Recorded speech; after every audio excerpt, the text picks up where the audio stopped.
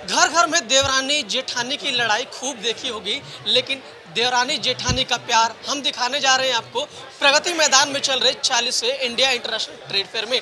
दरअसल हम ऐसा इसलिए कह रहे हैं क्योंकि देवरानी जेठानी ने मिलकर एक स्टार्टअप शुरू किया। आइए जानते हैं क्या खास है और किस तरीके से स्टार्टअप इन्होंने शुरू किया। मैम, क्या नाम है आपका? क्योंकि अमूमन हम जो चीज़ें सुनते हैं कि घरों में देवरानी जेठानी वहाँ लड़ाई, आपने स्टार्टअप शुरू कर दिया, क्या नाम है आपका? मेरा नाम नीता प्रसाद है और ये हमारी देवरानी है प्रियंका। हम लोग दोनों बहुत छोटी बहन की तरह है हमारी, और हमारे बिजनेस में बहुत सपोर्ट करती है।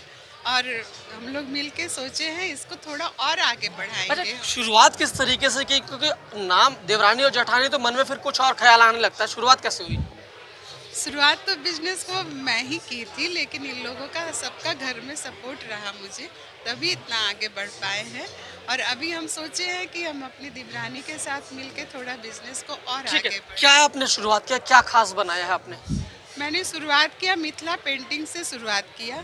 मिथिला पेंटिंग हमारे बिहार का गौरव है, सब जगह देश विदेश सब जगह इसका डिमांड है।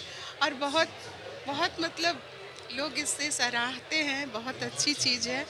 हम लोग पहले तो ये दीवारों पे बना करता था, धीरे धीरे ये परंपरा जो है आगे बढ़ते गया और उसको रिफाइंड करते गए लोग, साड़ी पे, कपड़ों पे, चादर पे, इस तरह का। तो हमने वहाँ के इससे सीता जी का शादी वही हुआ था ना मिथिला में, तो वहाँ शादी राम जी गए थे, सीता जी की शादी हुई, फिर वो कोबर में जा रहे हैं, तो मैंने उसी का स्टोरी को अपने साड़ी में, अपने पोस्टर में उसे आगे बढ़ाने का। आपने फिलहाल देखिए अयोध्या में राम मंदिर का निर्माण चल रहा है और जिस तरीके से आपने राम का स्वयंवर मिथिला में चल रहा है, आपने अपनी काम में उसे दर्शा दिया। क्या दिखा रहे हैं इसमें? क्या इसमें क्या पेंटिंग के जरिए क्या दिखा रहे हैं? स्वयंवर में क्या क्या चीजें इसमें दर्शाया जा रहा है? ये स्वयंवर में दिखा रहे हैं कि राम लक्ष्मण की शादी हुई है, और वो फिर वो जो है माँ उनकी चारों माताएं लेकर उन्हें कोबर में ले जा रही है। हम लोग क्या परंपरा है ना, शादी के बाद फिर कोबर में जाया जाता है, उसी को दिखाया है हमने इस चित्र के इससे कि राम जी और कोबर में जा रहे हैं शादी के बाद। और अपने परंपरा को आगे बढ़ाने के लिए ये चित्र को हमने आगे दिखाया। लोग लुप्त होते जा रहे हैं, कोहबर कहाँ, अभी तो शादी में ऐसा कुछ नहीं होता है। ये परंपरा को आगे हम लोग दिखा रहे हैं कि आपने दोनों परंपरा को बचाने की कोशिश बचाने की, की अपना कोशिश। जो पहले जिस तरीके से शादी होती थी और मिथिला की पेंटिंग मिथिला को की पेंटिंग को, यस। खास यहाँ पर आप लेकर आए जिस तरीके से क्योंकि पुरानी चीज से जुड़ी हुई पेंटिंग और ये कपड़ा भी। हाँ, पुरानी पेज से पेंटिंग और कपड़ा हमने लाया।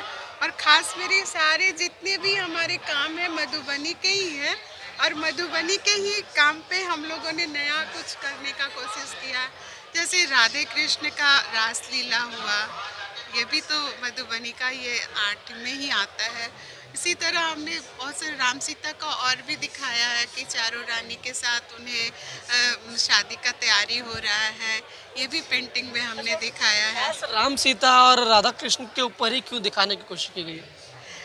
क्योंकि अपने परंपरा को हम लोगों ने बचाने का कोशिश किया है। राम सीता वहाँ से जुड़ा हुआ ये स्टोरी है, और मिथिला में ज़्यादातर राम जी का और सीता जी का ही ये, पहले तो राम सीता का ही होता था, फिर राधे कृष्ण का भी वहाँ पे ये चलने लगा। तो भगवान से हम लोग का ये परंपरा आगे ये हो। ठीक है, ये कितने रुपए से शुरुआत है आपके प्रोडक्ट की? मेरे प्रोडक्ट की शुरुआत 7,000 से है और 20,000 तक है अभी जो है हमारे पास। मेले में किस तरीके से रिस्पॉन्स आ रहा है? क्योंकि कोविड की वजह से बिजनेस भी प्रभावित हुआ होगा, तो मेले में ज़्यादा प्रभावित हुआ है। लोग सराहना तो बहुत कर रहे हैं आके, बहुत आपकी साड़ियाँ बहुत अच्छी है, बहुत अच्छा काम है, ले भी रहे हैं, ऐसा नहीं है कि नहीं ले रहे हैं, लेकिन जैसा रिस्पॉन्स आना चाहिए था वैसा थोड़ा कम। ठीक है, थोड़ा कम। तो जो चीज़ें आप सुनते थे कि हमेशा देवरानी जेठानी की लड़ाई के किस्से, यहाँ पर उल्टा देखने को मिल रहा है। ये भारत की जो अपनी परंपरा है उसे और लोगों तक पहुँचाने के लिए मिथिला की कला और हमारी संस्कृति को भी बढ़ाने के लिए आगे बढ़ रही हैं।